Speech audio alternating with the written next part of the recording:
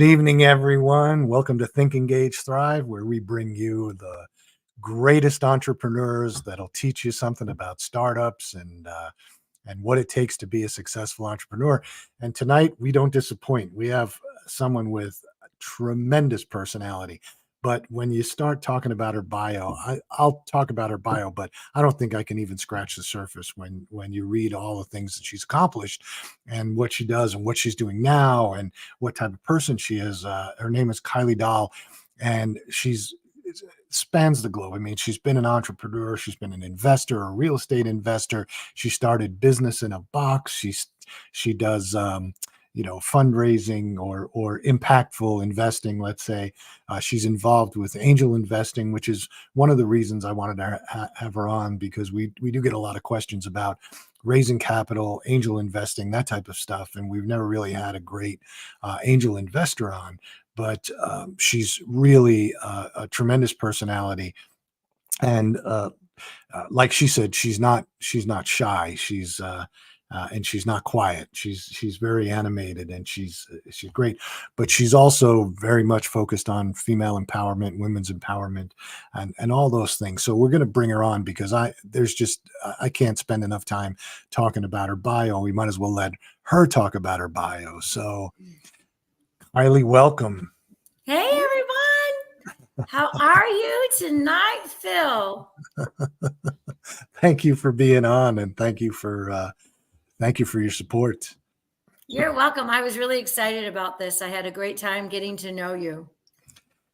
Yeah, you have an unbelievable background. So, initially I wanted to talk about angel investing, but there's so much more to you. So why don't you start us off? Why don't you take us back? Tell us the journey. Tell us how you got to where you are today, what makes you who you are, all those things. And let's see if we can get it done in 50 minutes. We can. I usually try to stay very prompt. It's so awesome that I get to do what I do, given the fact of like where I came from and how I got where I'm at today. And actually what I speak about, what I preach about, I'm going to say, so I am a serial entrepreneur, and I tried to maybe change that because a lot of people say that, right? Yeah. But I'm like, okay, what is a serial entrepreneur? Like, how many businesses have you actually done? Yeah. Right. And, but just a smidgen about me at the beginning. I am a military brat. My father was my best friend. He was a self-made, retired from the military, Air Force. He came from 14 brothers and sisters. Oh my God. From Wisconsin. So back in the day, when that happens, you're a farm boy. You don't have like college plans. You're a kid, that just doesn't happen, right? So we went into the military, and 22 years he retired and then became a self-taught home builder. Oh, wow. But he was always an entrepreneur, and it's where it all started. He was always doing something creative, always doing something extra, and trying to make various different aspects of his life better. So the first time I thought about being like, what does that look like, entrepreneur? Mm-hmm. I was a daddy's girl, and I went to work with him. We were at a very ugly strip center in Arizona. And that when I'm talking strip center, I'm not talking glorious. I'm talking like, I don't know, perhaps like 9 different businesses, like kind of rectangular, one level, kind of ugly. But I was fascinated by all of the little stores that were there. And so little did I know, I'm like, Dad, I want one of these. He's like, one of what? I'm like, one of these buildings that have all these stores, because I can put all of my businesses in these stores. And he's like, no, that's not how it works. And we were there just revamping it. But that's really not, and I was 9 and I still remember this. Yeah. And I got so excited about the possibilities. So, of course, my dad taught me everything I knew at an early age. And it's kind of funny. Came from a military background. All my brothers all went to the military. Yeah. And to this day, my son is a badass special force guy. I have a captain on the fire department. I have wonderful, wonderful kids and grandkids all over the planet. But the military is very near and dear to my heart. And it just teaches you so much. And there's not enough respect for that, but it just is, it is, again, near and dear to my heart. Yeah. You really blossom when maybe you're kind of stuck and you don't know what to do. Yeah. That can really be like pouring some water on that plant and helping you get there. Yeah. So I think my nature was from that. From there, because I said my father was a self-made home builder, and we did a lot of custom home development. So I became really, really good at finding opportunities where development and real estate could grow and blossom. I was a commercial real estate agent for about 23 years. And I loved it. I still invest in it. I no longer have a license. And but from everything that was at that, with my dad always pouring water on the entrepreneur, a lot of people thought, and I know this, I hear their laughter still today. Like, oh my God, are you ever going to just stick with one thing? Are you ever going to just, do one thing? Yeah. Nope. Yeah. Nope. Nope. I'm not, because that isn't me. Right. And so I've my first actual business, believe it or not, was a yogurt shop in a very teeny weeny town that was definitely not ready for me. My dad was so supportive. It didn't last long, but that's all right. Mm-hmm. It was an experience. Mm-hmm. And then I actually did get into real estate. Mm-hmm. And I always tell people, I am the worst employee ever. Ever. I had one job that I actually clocked in, clocked out. It was during the time that I was actually going through real estate school. And it was always important for me to have the money, pay the bills, be responsible, do that, making sure that everything was great, right? Sure. And when you're going through real estate school, you've got to you need to make sure that you've got some reserves. So I was managing and bartending this Cajun restaurant in the worst location in Phoenix, honestly. And I was there for about 2 years, even before real estate school. I liked it so much that I bought it. Oh, wow. I did. I bought it. A Cajun restaurant in Phoenix, Arizona. Super, super great stories, amazing opportunities. My kids still have great stories with it. It was awesome. I think that's probably where I learned to do events and how they're really great at growing your business. Mm-hmm. Whether you be a restaurant or a coach or an angel investor. Sure. So I loved that growth and that vibe and that whole energy of business, doing events, because you got to talk to some really, really cool people. Yeah. That's fantastic. So that was my only real job. Yeah. Wow. I've had a couple of real jobs, but like you, I'm not a good employee. I'm not good at it. But my first venture, and I've talked about it a million times, was a disaster. I did it when I was 27 years old. It was just a failure of leadership. I was not good leading. I was not good at processing and process management. It was horrible. And but I learned from it, and it got me to where I am today. But I still carry it with me, because that, the reasons that it wasn't good were all solvable. They were just part of, what my mistakes at the time. So, but it's learning. But it is learning, Phil. And you know what? You would not be where you are at today if you did not have all those mistakes happen. Oh, sure. And actually, you can think about this, because I always like to flip to the positive side. Look how much money it saved you. Getting all Well, there's been more since. Don't get me wrong. that's true. It's not That been is great, true. you know.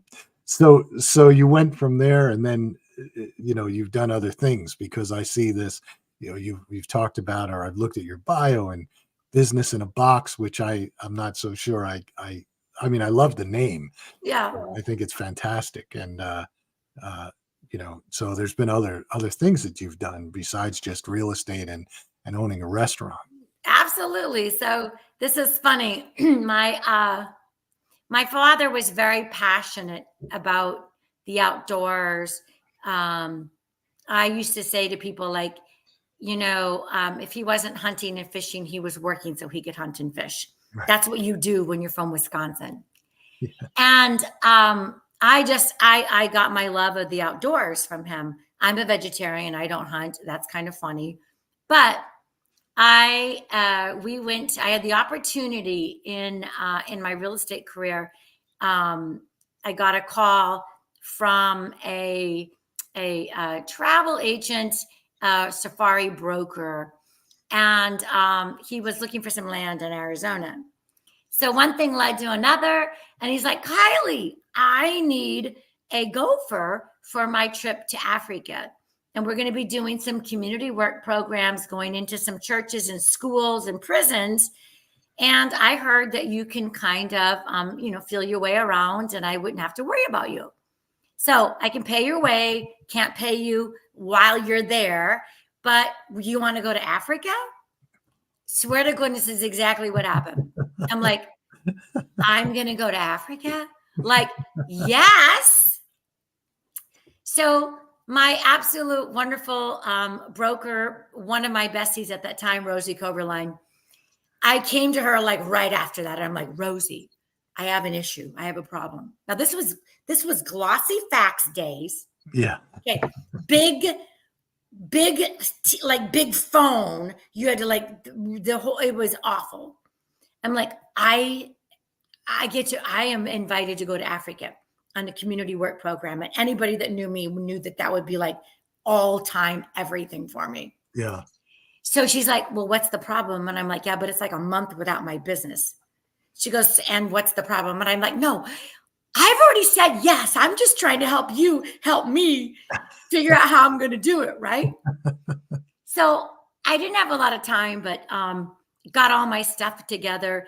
And the thing of it is, if you know anything about me, I get everybody involved. So I had everybody that was in the office, we're going to do like, I had one bag for myself, and then the rest of it was going to be everything I was going to give away there. So people got to give us stuff, and I had one of these boxes, and it was a great thing. So I show up. I did not know any of these people. Show up where they say, here I'm going to be, like, this is the plane. Everything was great. There were 5 doctors. I had to, and my team in my office were really worried about how I was going to handle it. Maybe it was dangerous. And I'm like, you guys, I'm the wild card in this whole thing. So I'm great, right?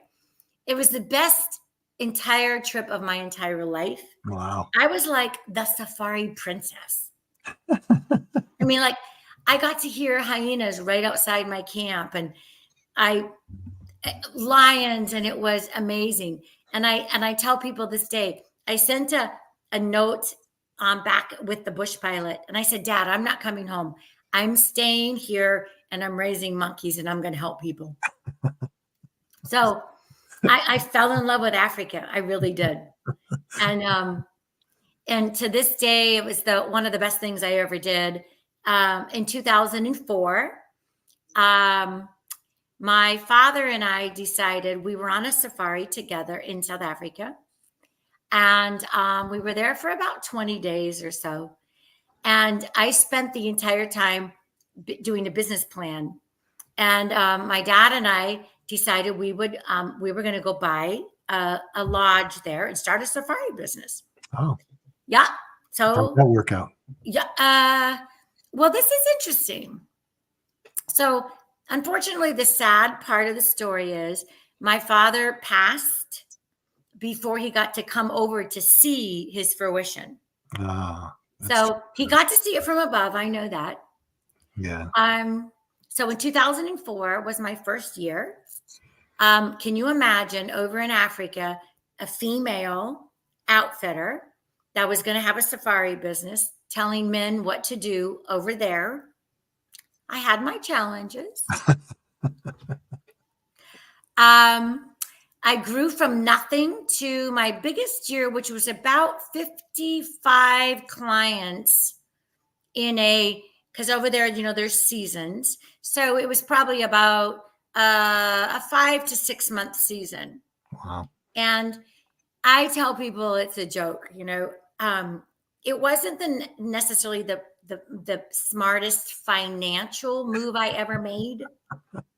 Because, I'm talking like Ebola, swine fever, the flu, the birds, the chickens. Oh, let's not say like the stock market crash, Yeah. the real estate market crash. But Phil, I wouldn't change it today for anything because it was the best lifestyle experience that I ever had. That's great. And I learned something, which is I got to be around some of the most wealthiest people on the planet. Mm-hmm. And I got to embrace them. I got to hear from them. I got to hear their stories. Yeah. We like sipped bourbon, watched elephants, and got to know each other. Yeah. And I still do business with them today. We're still friends. And I've got a gazillion people that I love, that I talk to over on the African planet, and it's just awesome. That's fantastic. Yeah, sometimes business pays off in different ways. It doesn't have to be monetarily. Yes. Sometimes chasing money isn't always the best for your mental health. Oh, I told my kids early on, do what you love and the rest will follow. Yeah. And if you don't like it, change it. Yeah. I know that people think sometimes that's a joke because they want to say, oh, you don't know. How would it be? I got to pay my bills. I understand all that. I do. I understand all that. But you really have to have a passion and a love for what you do, or it will not last. Yeah, that's true. Yeah, that's absolutely true. Because if you're miserable at it and you don't like it, you don't want to get up every day and deal with it. Exactly. Yeah, I can understand that. Sure. So now you're done with Africa, and then what? Then where do we go from there? Well, it's kind of interesting. So I met my husband on an airplane. Yeah, God was good to us. I met him on an airplane in 2016 when I was still doing Africa. Now, the thing of it is I left Arizona and I went over to Africa for 5 months out of the year. I would still do my other businesses, but I'm like, I don't want to be in Arizona when it's 110 degrees.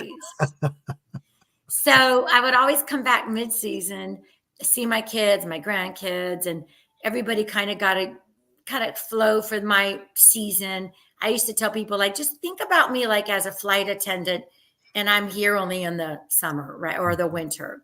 Yeah. But it was great timing. He was from Virginia, and I met my soulmate, met my best friend, and you can imagine he probably didn't want me gone for 5 months out of the year. Oh, yeah. So I share my time right at that time from Arizona to Virginia. And the thing of it is, I never stopped doing other businesses. Yeah. I still kept my real estate license my team for a very long time period. I still coached and mentored entrepreneurs. That's something I've always been a passion and had a passion for. And so I was still kind of trying to figure some things out. How could I move to Virginia? And Virginia was a little difficult because, like, people, when they met me, they're like, "You're not from around here, are you?" I'm like, "No." And it took me forever to make friends here. But thank goodness, with that perseverance from the military life, I'm like, okay, new school, new me, and I'm in a new place and I got to make new friends. Yeah. So I've always done marketing because who I am is marketing. Sure. You got to market your real estate business. You got to market what you do. Sure. So I was really very lucky. I've got blended into some MarTech companies that I have invested in, and I've done business development from some marketing technology companies. And still, I was heavily into really looking at impactful entrepreneurs, and I'm a waste weirdo. So, like, how can I help them excel, launch, and scale without wasting all of this money? Because what happens is people think that they have a marketing budget, and then that goes right out the window. And so I ended up really really plugging myself into the marketing aspect of it and helping people grow and scale, mentoring, and doing a lot of business development for various different companies. In about 2016, I was at a capital raise event, and I met Jeff Barnes, my partner now in Angel Investor Network. And we started doing some business together. And I brought in some coaching clients because that's really important as to how you raise capital, the things that you do wrong, the things that you want to do right, how to formulate the company, what kind of company you want to be. And this is kind of a funny aspect of, like, again, I'm not an employee. I was not looking for a job. Yeah. Yeah. So his then business development person was like, awful. Yeah. So I sent him a message and I'm like, oh my gosh, he's going to be the death of you. So we need to talk. I'll be your business development person. I am not looking for a job. I'm looking for a partnership. Yeah. So Jeff and I never looked back, and a great partnership. We have a lot of amazing things that we do. We're in sync, we're aligned, which is exceptionally important. Sure. And we just want to see companies be successful and really learn how to be financially independent. You personally financially independent, or the businesses? The businesses. We teach how the companies and those entrepreneurs, those startups, how they can become financially independent. It's our core belief, which is, yes, we do help startups get raise capital, but you have to be ready for it. Oh, yeah. And we have a lot of we're probably the oldest and largest. And we started back in 1997.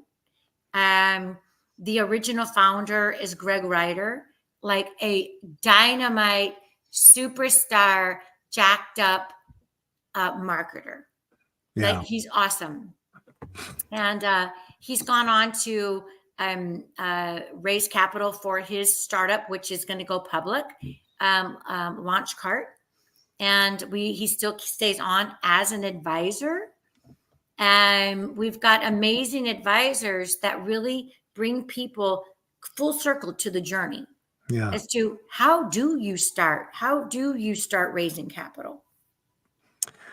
Yeah, that's a good, that's a good point and a good segue, because really I find that from mentoring young entrepreneurs, they don't know how to go out and raise capital. A lot of them think that I put together my business plan. I've got a 6 page or an 8 page pitch deck, and I'm going to walk into this room. I'm going to pitch to 10 guys, and I'm going to walk out with a check. And I've never seen it happen that way. Mm-mm. But I don't know. Yeah. So what do you think? What do you think some of the mistakes entrepreneurs make when they're pitching Well, angels, especially angels, because the angel money is difficult money. It's early investor right, money. It's after right. the friends and family round and before you do an A round. So I probably get about 2 or 3, promise you, call requests on a daily basis of having a call with me, right? And all over the planet. Because while I will say, for the most part, we really can only help people that are here in the US. Yeah, We do have free resources for for everybody elsewhere, right? But as far as actually raising capital, that's where we are really focused on. And first of all, everybody thinks that their idea is the best idea. Now, I don't want to blow their candle I out, agree with you. I agree right? with you. I want to breathe some life into that. I want them to think that. Yeah, But I get on the phone with them. I'm very respectful, and I'm like, okay, so tell me about your idea. Tell me what you've done. What have you had any friends and family raise? Because that's where it all starts. You sure, got to have some friends and family that believe in your idea, that will sure. actually hand you money to start this. And some of them actually do, have done pretty well with that. And Yeah, some of them like, no, I haven't done that yet. Okay, well, let's start there first yeah, and see how that goes. Um, and they haven't done their homework, and so it's really tough. We've got a couple of programs that are sometimes like $9.97. I mean, honestly, listen, we'll give you all of the information, but you got to like have some skin in the game so that you can learn this. We do free training. So certainly we want people successful, but they have to have eyes wide open. It doesn't happen easy. It's really, really difficult to raise capital. yeah, yeah. It's a time consuming effort, but you have to really have your story, your pitch together, especially at the early stage. And you've got to show customers. You've got to show somebody who wants to buy your product. Right. That's what we always preach, is go out and find somebody who wants to buy your product, somebody who's going to pay you for your product, and that's going to tell you whether you have a market for your product. Yeah. So, but I think that, again, some of the entrepreneurs that I mentor and that I talk to, and they have this misguided idea, and like you said, they always think they have the best idea. And we never discourage that. I'll never tell somebody they don't. What I will tell them to do is, if I don't think that the idea is any good, I'll tell them to go and do some research and maybe point them in a direction of research and Yeah. see if they can come to the conclusion themselves. But they're under this misguided idea that, again, they're going to put together this pitch deck, going to walk in with this idea. Everybody's going to go, oh wow, that's the greatest idea since the milk carton, and sure, here's a check.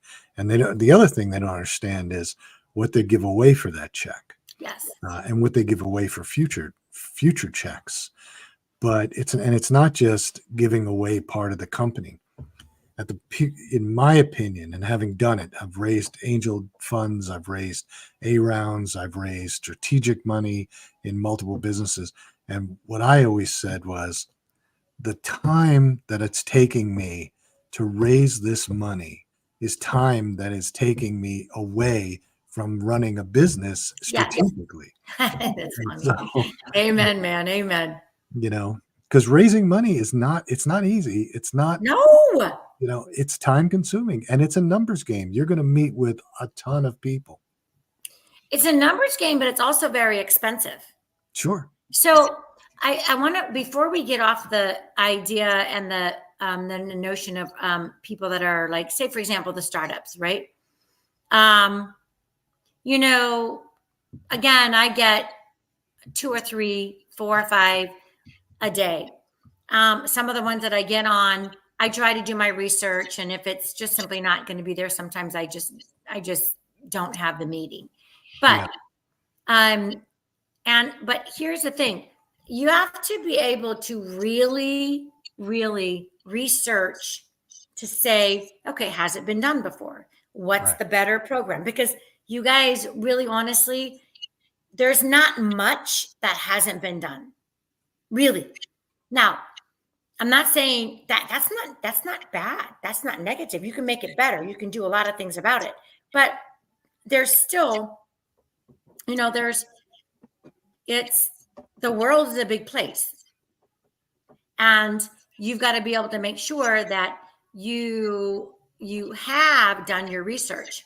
And then on the other side, Phil, it's kind of funny because a lot of entrepreneurs will be like, oh no, this is the biggest thing since bread, sliced bread.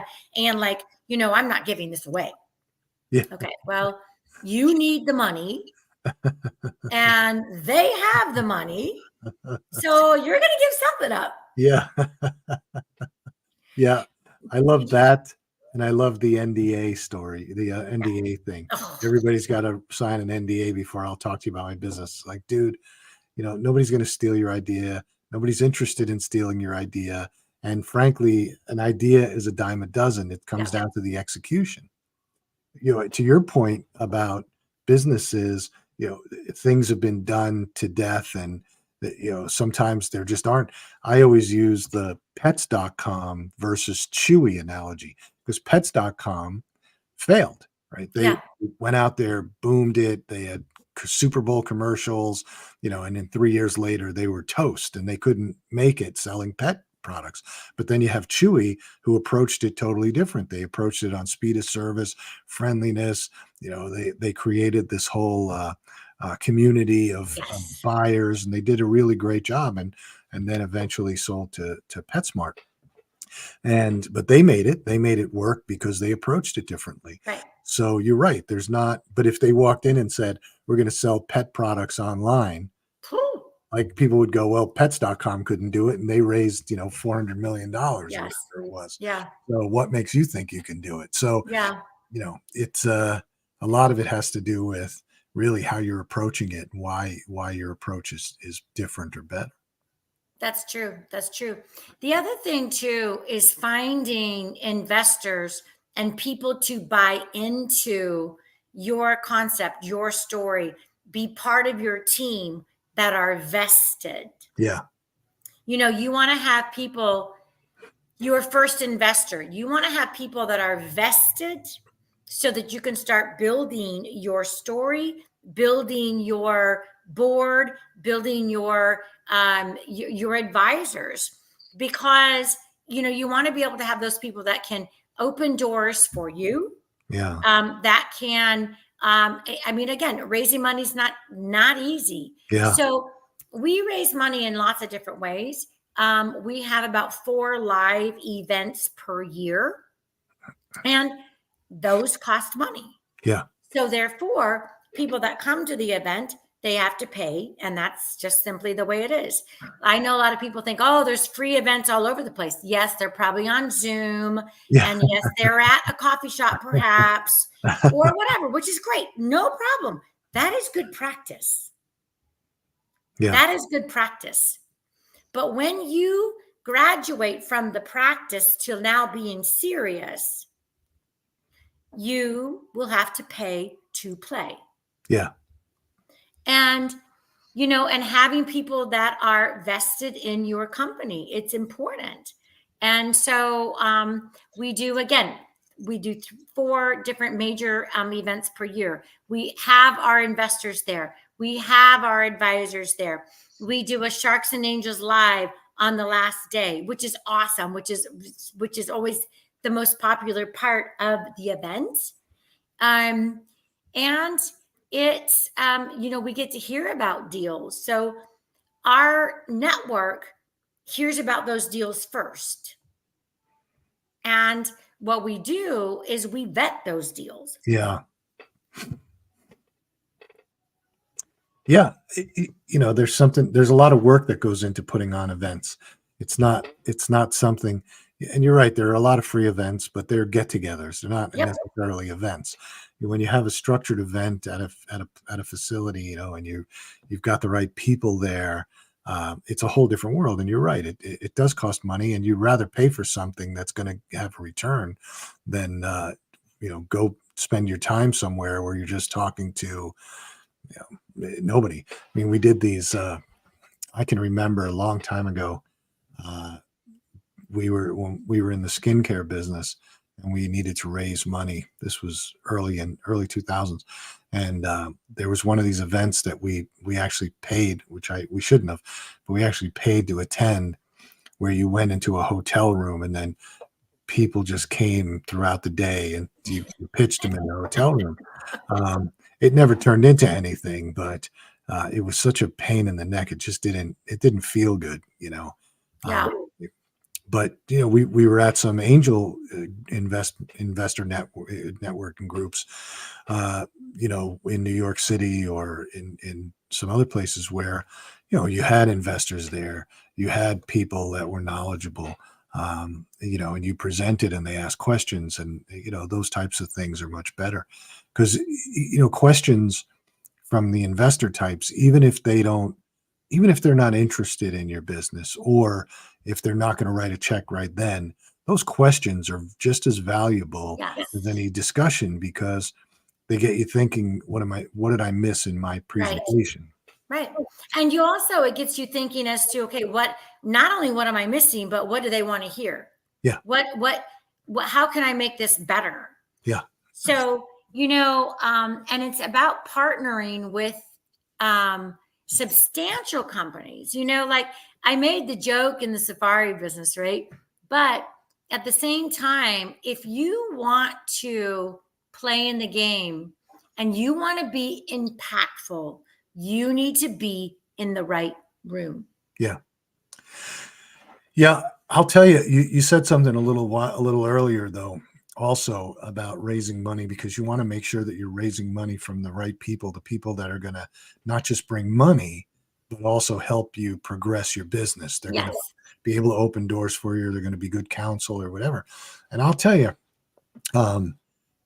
in all the years that I've been starting businesses, some that were good, some that weren't good, the best money that we ever raised was from strategic investors, not from, and some of them were companies. And frankly, it was the cheapest money, because money is expensive. Yes. Money, it's expensive. And people laugh when I say that. Money is expensive. You're paying for it in a lot of different ways. But when you're doing A rounds or whatever, and you've got all these, constraints and, conversion things and preferred stock and blah, blah, blah. But, when we were in the shaving business, one of our partners was a very big razor company, and they gave us a lot more than just money, because they had knowledge, they understood the market, they had product. I mean, it was tremendous for us. So I'm a big advocate of that. I think that people that just go after money for the sake of money, they never make it. Mm-hmm. Yep. So this is funny. This reminds me of a story that I did not tell. So I invented a product. Oh, nice. I love that story. So it's called Cover Critters. It's very funny. My kids, if they watch this thing, they'll be laughing, because I have all these everywhere. Super idea. And I was young when I first did this. I was like in the real estate business, and this was, I'm going to say maybe 93. I want to say, I think the first original drawings, I'll see a 93 on it. But I was putting around my pool, having a margarita, watching this, ugly, creepy crawly at the bottom of my pool. Oh yeah. And I'm like, I got like so fixed on it. And so I'm like, oh my gosh, there's got to be something better to watch than that ugly, creepy crawler. My head exploded, my brain. So I literally came up with this concept and these little creatures right at that moment. So I had a tenant that had a artist son, and I'm like, okay, wait, please just get these out of my head, draw them on paper. So I had an Ollie, I had a Tommy the Frog, I had a Sally the Sea Urchin, I had all these little cute little 4 of them. And of course, back then everything was expensive, and how did you know? And the internet and la, la, la, la. So I almost came close to getting an investor. Didn't work out, probably the best. And I put my idea on the shelf. And then in 2016, I actually brought it back out. It became a little easier. Fiverr became this and that. So I actually went on Indiegogo and I had to raise $40,000. Talking about how hard money raising is. Yeah. I did make it, but that was by hook and by crook. You don't even want to know. I did make it. So to this day, my point of this now, I'm going to tell you one quick story. So at that point, during the Indiegogo raise, I was like, I never went anywhere without my Ollie. Now, Ollie is a big, beautiful blue octopus. Because all he does is he fits around the ugly vacuum cleaner. But he doesn't weigh anything, right? But he's kind of big, but he doesn't weigh anything. So I was on airplanes and I would go, this, that, whatever. Here's my Ollie. Here's my Ollie. I had videos with Southwest flight attendants. It was hilarious. So in the bar at the airport, I get this guy that wants to talk to me because of my big blue octopus. And I'm not shy. And I'm raising capital. I'm going to talk to you. So there's a point here. So he wanted to invest, but he had nothing he didn't bring anything to the table. Yeah. And I was at that point where I knew I need somebody in the pool industry. Yeah. Because I don't know anything about the pool industry. I just did this. I just created this cute little Ollie. Yeah. So I did all of the wrong mistakes because that was my first time doing an invention. But so I didn't take the money. Yeah, good. It was really hard not to take the money. Yeah, yeah. But he didn't offer anything. So Phil, that just to come out on your point is you got to have the right people. Yeah. Yeah. Well, when we were in the skincare business, it was bad economic times when we started it. I forget, everything that was happening, right? Yeah. The .com bubble yet, but we had a deal with the shopping channel to launch, and we had enough money to start off. We didn't have enough money to do what was really necessary, and raising capital was really tough. But what we did was we worked it out so our manufacturer actually became an investor in the business. Yes. And, which was a saving grace because now our manufacturer had a really strong vested interest in our success and making sure that things went well. And so we got, just a whole bunch of extra, and we had a great working relationship for years and years and years. That's awesome. Turns out to be fantastic guys. But so I'm a big advocate of raising the right money. Yep. Because if you just take money, and I've been there, I've taken money just for the sake of money, and that just comes with phone calls every week. tell me the balance sheet. What does the balance sheet say? What does this say? What does that say? Yep. Okay, that's what it says, but it's no different than last week. And this is what we have going on. And it's just, Right. so there's just nothing to it. It's just a big pain in the neck. But raising money in general is You need strategic partners. And yeah, that's why when I don't care what it is, when I get on with somebody, okay, like who is a strategic partner for you? yeah, absolutely. And how can they assist you? How can they open up doors? How can they? I mean, there's loads of other ways of doing this, but so before we finish with like as far as raising capital, the other thing is so this is quite interesting. About I don't know, 6 or 8 months ago, Angel Investor Network, we were approached by a broker dealer because a lot of people don't understand, like, we're not broker dealers, we're not FINRA Right. registered broker dealers, so we can't just go out there and raise money for anybody. And so then there has to be a marketing fee and it becomes expensive and all this kind of stuff. But because we are the oldest and the largest, this broker dealer came to us and said, hey, he wants to be able to partner with us. Again, talking about strategic partners. Yeah. So we're about ready to launch a AIN capital raise marketplace, which allows companies to go global in their raise. And we're able to help companies raise capital. Typically, it's going to be 5 million and above. Yeah. But any kind of industry. So we're industry agnostic, but it allows them to go nationwide, globally, to find those investors, like crowdfunding, but we don't do crowdfunding. Right. So, and that's big. That's big. It helps those companies scale and grow big time. Yeah, crowdfunding isn't all it's cracked up to be, because once you start getting, I forget what it is, over a certain number of shareholders, you have to start reporting. Right. And that's a double-edged sword, especially when you're a startup or a young company. But also, people don't realize, if you're going to actually raise capital, let's say, to get on a crowdfunding, we can use WeFunder just as which is a good company. That's great. Yeah. But to get on them, it doesn't cost anything, but you don't get anywhere until you've got your financial assets and your pitch deck and blah, blah, blah. That's about a $5,000 investment. Right. Before you get to raise anything. You can raise, but you can't get the money. Yeah.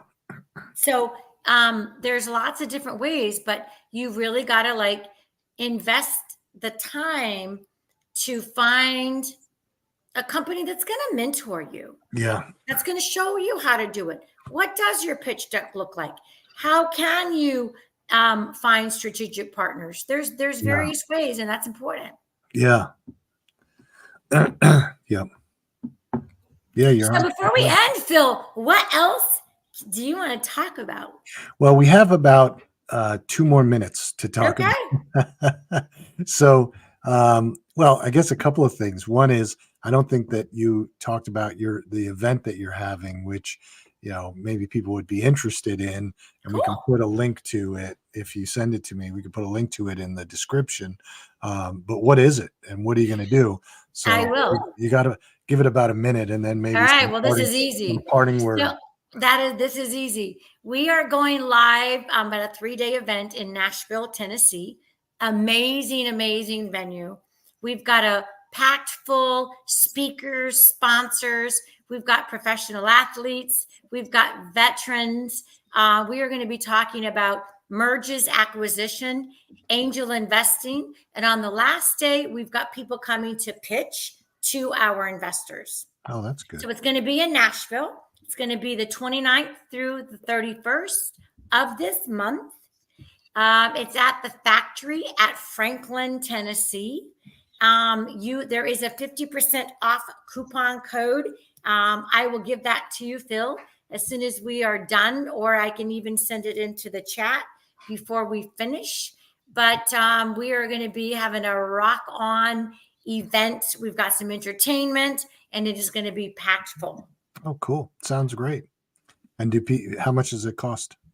It's actually $297 for the 3-day event. So That's super cheap. If you want to come pitch to our investors, it's $3,500. But I do have a code for that. And Phil, guess what? I would invite you as my personal friend at no charge. I wanted you there. I think it'd be fun. Thank you. I got to check. I got to see. We have I have a couple of graduations this month, so I have to see if I'm available. I got to look at my calendar. But any parting words? Parting words for entrepreneurs, startups, anybody. Never give up. Never, ever give up. And you know what? Give God all the glory. Yeah, there you go. All right. We're running out of time. I have some things to close with. But I appreciate you coming on, and I appreciate your stories. It was great and definitely not boring. Yeah, I'm not a boring girl. Thanks, everybody. I'll see you next time. Thank you. I'll see you. Have a good night. It's a great. Those are some great. I thought great stories. It's all in the personality, isn't it? She's great personality. She's a great storyteller. But a lot of great information. Especially, I always love to talk to people who are in that world, angel investing, and what they're seeing and what they're talking about, and hearing what they see, because she's 100% right. You need to think strategically. Don't just take the first money that comes your way, and never stop trying. Follow what you're doing, persevere. But when you listen to her stories of going back, all the way back to her childhood, and then working with her dad and all these other pieces there, it's sort of what frames you, right? She was obviously a hard worker. She's obviously always been a hard worker and a smart worker, and then it just carries forward and carries forward. But some good stuff. So we'll put the information about this event that she's holding in Nashville in the description. If anybody wants to come, you'll be able to see it on YouTube, on E360 TV in the description. Even my website, philmasiello.com. We always run the shows on there as well. But anywhere that you see the show, Apple TV and the app, and Roku, all those places, we'll have it in the description if you want to go, and we'll get the discount code as well, if you're interested. But she's 100% right. Kiley's 100% right. When you can go to a free event, or you can go someplace and really walk away with something of value, and information is always valuable. So again, thanks for coming on. I think it was a fun show. I think a lot of good information, and it's always fun to have really high energy people on that are never boring. At least it is for us. So we'll see you next week. We'll have another great entrepreneur on, and we'll see you then, and have a great night.